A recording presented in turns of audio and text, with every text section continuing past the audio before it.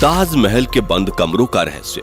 दोस्तों, होगी इस दुनिया में एक से बढ़कर एक इमारतें, लेकिन ताज जैसी कोई नहीं, क्योंकि इसकी बुनियाद में एक बादशाह ने अपना दिल रखा है।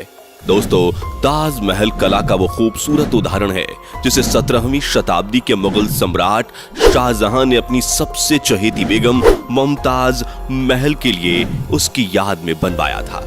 वो इमारत जितनी खूबसूरत है उतनी ही रहस्यों से भरी हुई है और कोई ना कोई विवाद इस इमारत के इर्द गिर्द घूमता ही रहता है।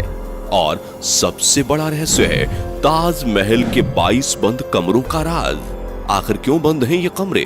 क्या इनमें हिंदू देवी देवताओं की मूर्तियां छिपी हुई हैं? क्या सच में ताजमहल शिव मंदिर को तोड़कर बना है?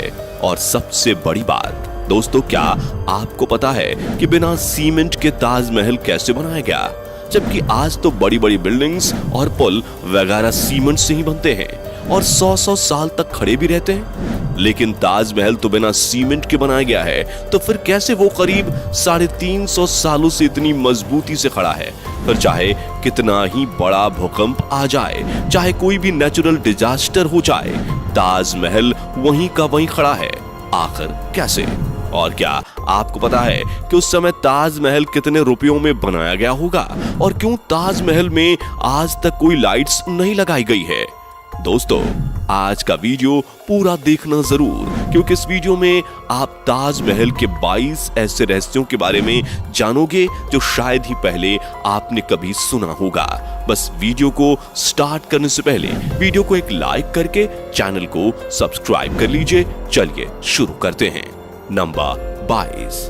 ताजमहल के रहस्य में सबसे पहला रहस्य तो ताजमहल की नींव से ही जुड़ा हुआ है। जब क्योंकि ताजमहल यमुना नदी के पास है, तो ऐसी नमी वाली रेतीली मिट्टी में किसी भी इमारत की नींव खड़ी करना यकीनन एक मुश्किल भरा काम हो सकता था।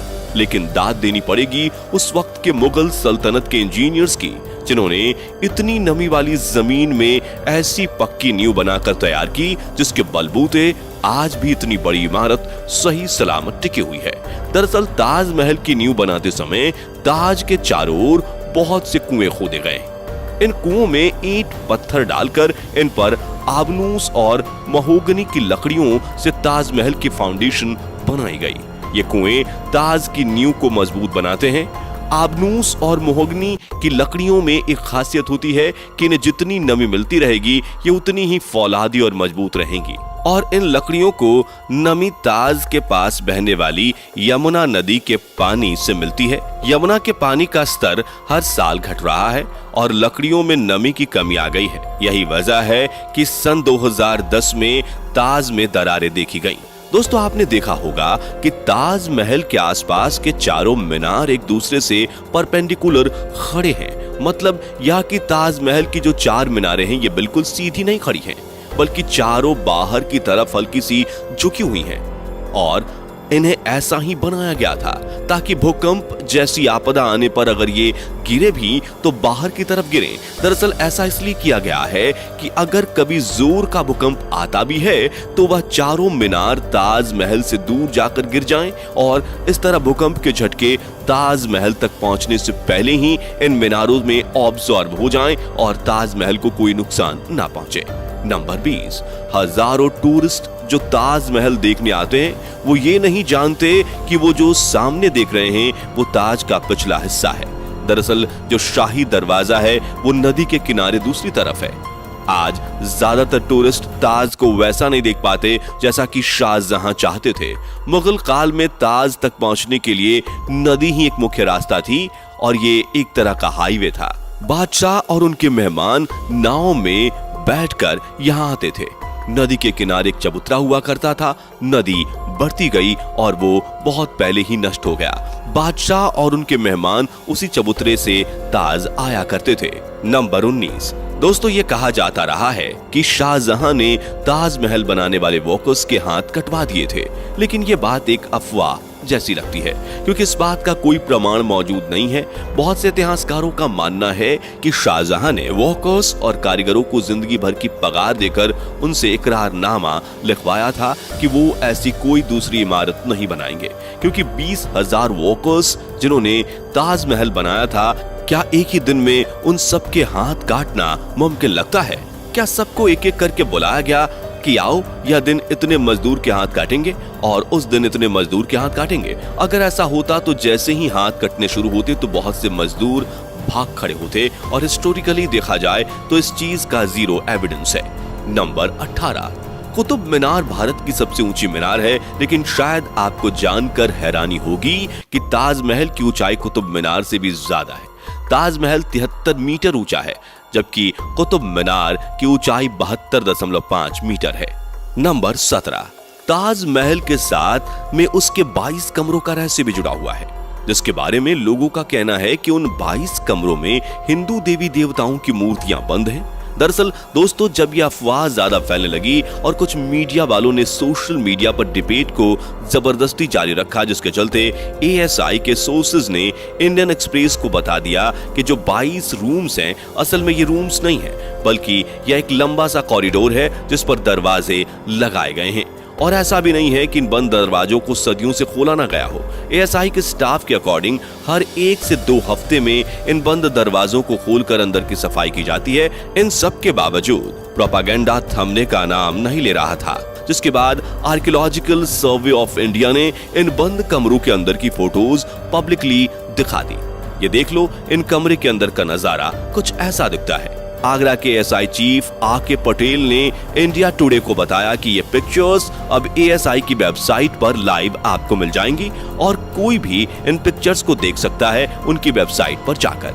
नंबर 16, दोस्तों, बिना सीमेंट के आखिर इतना बड़ा मॉन्यूमेंट खड़ा कैसे हो गया, जबकि सीमेंट का आविष्कार 1824 में एस्पिदीन नाम के एक इंटेलिजेंट इंसान ने किया था, जो कि इंग्लैंड में रहते थे, और इन्होंने ही दुनिया का सबसे पहला सीमेंट कंपनी बनाया था, जिसका नाम था पोर्टलैंड सीमेंट। और ताजमहल का कंस्ट्रक्शन 1631 में शुरू हुआ और 1648 में जाकर पूरा भी हो गया, लेकिन बिना सीमेंट के ही यह खड़ा हो चुका था, जिसे आज तक एक भी खरोंच नहीं आई। दरअसल सीमेंट के इन्वेंशन से पहले कंस्ट्रक्शन के लिए खास तरह का पेस्ट इस्तेमाल किया जाता था, और ताजमहल को बनाने में जो सीक्रेट पेस्ट का इस्तेमाल होता था उसमें गुण, बतासा, बेलगरिका, पानी जैसी और भी बहुत सारी चीजों को डालकर पेस्ट बनाया जाता था। नंबर 15, ताजमहल का निर्माण 1631 में शुरू हुआ था और 1653 में लगभग 22 साल तक 20,000 मजदूरों की कड़ी मेहनत के बाद इस खूबसूरत नायाब इमारत को तराश कर बनाया गया था। ताजमहल के निर्माण के लिए हर चीज को हीरे की तरह परख कर चुना गया था। ताजमहल की दीवारों पर जो नक्काशी है, इसकी तकनीक इटली के कारीगरों से सीखी गई थी। उज्बेकिस्तान के बुखारा से संगमरमर को तराशने वाले कारीगर बुलाए गए थे। ईरान से संगमरमर पर कैलीग्राफी करने वाले कारीगर आए थे और पत्थरों को तराशने के लिए बलूचिस्तान से कारीगरों को बुलाया गया था। नंबर 14, 1857 की क्रांति के दौरान अंग्रेजों ने ताजमहल को काफी नुकसान पहुंचाया। उन्होंने लैपिस लाजुली जैसी कई बेशकीमती रत्नों को ताजमहल की दीवारों से खोदकर निकाल लिया था। नंबर 13, दोस्तों, ताजमहल के मुख्य गुंबद का जो कलश है, किसी जमाने में वो सोने का हुआ करता था, लेकिन 19वीं सदी की शुरुआत में सोने के कलश को बदलकर कांसे का कलश लगा दिया गया। नंबर 12, दावे के साथ नहीं कहा जा सकता कि ताजमहल को किसने डिजाइन किया था, लेकिन यह कहा जाता है कि 37 लोगों की एक टीम ने मिलकर ताजमहल का नक्शा तैयार किया था और ये 37 वास्तुकार दुनिया के दूर दूर के कोने से बुलाए गए थे। नंबर 11, 1653 में जब ताज बनकर तैयार हुआ था, उस समय इसके निर्माण की कीमत करोड़ों में बताई गई थी। उसी हिसाब से अगर आज ताज बनवाया जाए तो इसे बनाने में कम से कम 57 अरब 60 करोड़ रुपए लगेंगे। नंबर 10, दोस्तों, ताजमहल को जितना दूर से देखते हैं यह हमें उतना बड़ा दिखाई देता है, लेकिन जैसे जैसे हम इसके करीब जाते हैं यह इमारत छोटी होती जाती है और ताजमहल दिन में 4 बार रंग बदलता है। जैसे अगर आप इसे सुबह 4 बजे देखेंगे तो ये काला दिखेगा, सुबह तारों की रोशनी में ये गुलाबी दिखेगा, दिन में इसका रंग दूधिया हो जाता है और पूनम की रात को ताजमहल सुनहरा दिखाई देता है, लेकिन इसका रहस्य आज तक कोई पता नहीं लगा पाया है। नंबर 9, ताजमहल में एक खुफिया दरवाजा भी है जो यमुना नदी में खुलता है, लेकिन किसी को इसका नहीं पता। दरअसल इस दरवाजे का इस्तेमाल शाहजहां अपने महल से ताजमहल में जाने के लिए करते थे, जिसे उनकी मौत के बाद बंद कर दिया गया। नंबर 8, ताजमहल को बनाने के लिए सफेद संगमरमर राजस्थान के मकराना से लाए गए थे, जेड और क्रिस्टल चाइना से मंगाए गए थे, लैपिस लेजली अफगानिस्तान से आया था और कार्नेलियन अरब से आया था। कुल मिलाकर ऐसे ही 28 किस्म के बेशकीमती रत्नों को दुनिया भर के अलग अलग देशों से मंगवाकर सफेद संगमरमर में जड़ा गया था। इन सब चीजों को विदेश से आगरा लाने के लिए 1000 से भी ज्यादा हाथे इस्तेमाल किए गए थे। नंबर 7, ताजमहल को वास्तव में शाहजहां ने बनवाया है। इसके पीछे भी काफी सारी थियरीज बताई जाती है। जैसे कि कुछ लोगों का मानना है कि ताजमहल वास्तव में एक शिव मंदिर हुआ करता था जिसका नाम तेजो महालय था। दरअसल दोस्तों 1989 में एक भारतीय लेखक पीएन ओक ने एक किताब लिखी थी जिसका नाम था ताजमहल द ट्रू स्टोरी। इस किताब में उन्होंने कई तर्कों के साथ ये दावा किया था कि ताजमहल मकबरा बनने से पहले एक शिव मंदिर था और इसका नाम तेजो महालय था। सन 2000 में पीएन ओक ने अपनी बात को सिद्ध करने के लिए ताज की साइट खोदने के लिए सुप्रीम कोर्ट को अर्जी दी थी, जिसे सुप्रीम कोर्ट ने रद्द कर दिया था। आर्कियोलॉजिकल सर्वे ऑफ इंडिया के मुताबिक ताजमहल कभी एक शिव मंदिर था, इस बात का कोई सबूत नहीं है, बल्कि शाहजहां ने ताज को बनवाया था, इसके सबूत इतिहास के पन्नों में मिलते हैं। नंबर 6, कई देशों में ताजमहल की नकल पर बनी इमारतें मौजूद हैं, जैसे चीन, बांग्लादेश, कोलंबिया और ऐसी ही एक और इमारत भारत में भी मौजूद है जिसका नाम बीबी का मकबरा है। ये इमारत महाराष्ट्र के औरंगाबाद में है और इसे मुगल बादशाह आजम शाह ने अपनी मां दिलरस बानो बेगम की याद में 17वीं सदी के आखिर में बनवाया था। इसे ताजमहल की तर्ज पर बनवाया गया था। इस मकबरे का गुंबद ताजमहल की गुंबद से छोटा है और इसका सिर्फ गुंबद ही संगमरमर का है, बाकी निर्माण प्लास्टर से किया गया है। नंबर 5, एक कहानी फेमस है कि शाहजहां यमुना नदी के दूसरे तरफ काले संगमरमर से ऐसा ही एक और काला ताजमहल बनवाना चाहते थे। कहा जाता है कि शाहजहां मुमताज की तरह अपने लिए भी एक मकबरा बनाना चाहते थे, लेकिन इससे पहले कि वो काला ताजमहल बनवा पाए औरंगजेब ने उनको कैद खाने में डलवा दिया। लेकिन इतिहासकार कहते हैं कि ये बाद में बनाई गई मनगढ़ंत कहानियां हैं। जिस जगह शाहजहां के काले ताजमहल बनाने की बात की जाती है वहां कई बार खुदाई की जा चुकी है, लेकिन ऐसा कोई सबूत नहीं मिला जिससे ये पता चले कि शाहजहां काला ताजमहल बनवाना चाहते थे। नंबर 4, ताजमहल की सबसे ज्यादा पॉपुलैरिटी इसके कंस्ट्रक्शन से जुड़ी अद्भुत प्रेम कहानी की वजह से है। शाहजहां ने अपनी बेगम मुमताज महल की याद में इस इमारत को बनवाया था। मुमताज का असली नाम अर्जुमंद बानो बेगम था। शाहजहां ने उन्हें मुमताज महल नाम दिया, यानी महल का सबसे अनमोल रत्न। महज 38 साल की उम्र में अपनी 14वीं संतान को जन्म देते वक्त मुमताज की मौत हो गई। उस वक्त वो बुहारनपुर में थी। अपनी बेगम की मौत से बादशाह बेहद दुखी हुए, जैसे कि उनकी जिंदगी बर्बाद हो गई और आखिर में उनकी याद में शाहजहां ने ताज को बनवाने का फरमान जारी किया। नंबर 3, पहले मुमताज को बुहारनपुर में ही दफनाया गया। इसके बाद शाहजहां ने ताज को बनवाना शुरू किया। उसके बाद बुहारनपुर से मुमताज की डेड बॉडी को निकालकर जहां ताज महल बन रहा था उसके पास एक गार्डन में दफनाया गया। ताज महल को तैयार होने में 22 साल लगे, जब तक मुमताज की डेड बॉडी गार्डन में बनाई गई कब्र में ही दफन रही।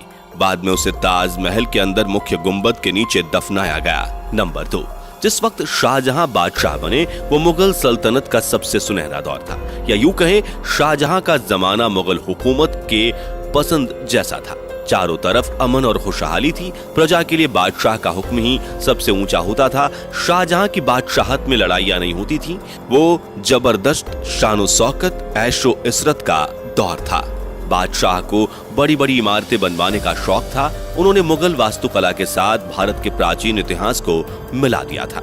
नंबर 1, शाहजहां जानते थे कि ये दौलत, ये ताकत, ये शानो शौकत एक दिन सब खत्म हो जाएगा। उन्होंने सोचा कि कुछ ऐसी यादगार चीज बनाई जाए जो हमेशा रहे, और शाहजहां ने अपनी पत्नी की याद में ताज को बनवाया। आज बादशाह ही नहीं रहे, उनकी हुकूमत नहीं रही और उनकी सल्तनत को भी खत्म हुए कई जमाने गुजर गए। बस एक ताज है जिसने बादशाह की सदियों पुरानी प्रेम कहानी को खुद में संजोए रखा है। प्रकृति की गोद में चांद सी जगमगाती ये भव्य इमारत सदियों से दो प्रेमियों के प्यार की अमर कहानी सुनाती आई है और सदियों तक सुनाती रहेगी। दोस्तों उम्मीद करते हैं कि आज की ये वीडियो आपको जरूर पसंद आई होगी। साथ ही आप किस शहर में रहते हो और क्या आपने ताजमहल देखा है, हमें कमेंट करके बताइए और चैनल को सब्सक्राइब करके वीडियो को ज्यादा से ज्यादा शेयर जरूर करें ताकि यह जानकारी हर किसी को मिल सके। और दोस्तों आप किस तरह का वीडियो देखना चाहते हैं हमें जरूर बताएं।